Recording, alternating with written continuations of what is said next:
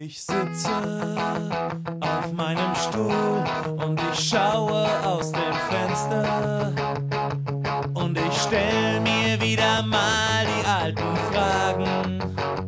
Wo komm ich her, wo geh ich hin und wie viel Zeit werde ich noch haben?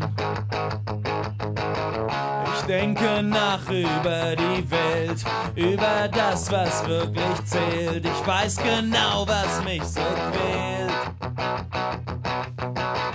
Ich bin genervt, ich bin frustriert, weil hier einfach nichts passiert, weil hier nie etwas passiert.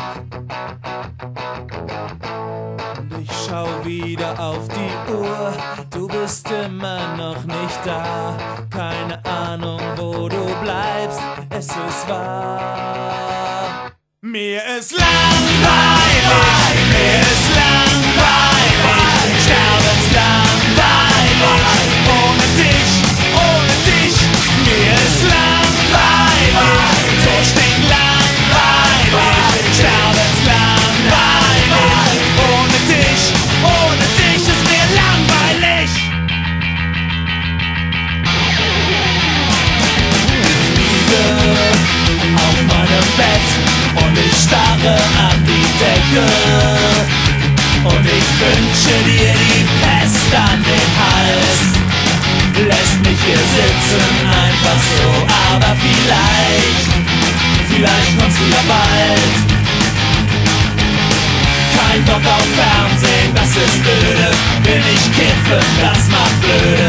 Kann nicht aufstehen, bin zu müde. Ich hab schon 4-mal onaniert, weil hier einfach nichts passiert, weil hier nie etwas passiert. Die rechte Hand tut mir jetzt weh, du bist immer noch nicht da. Weiß der Teufel, wo du steckst, es ist wahr. Mir ist langweilig.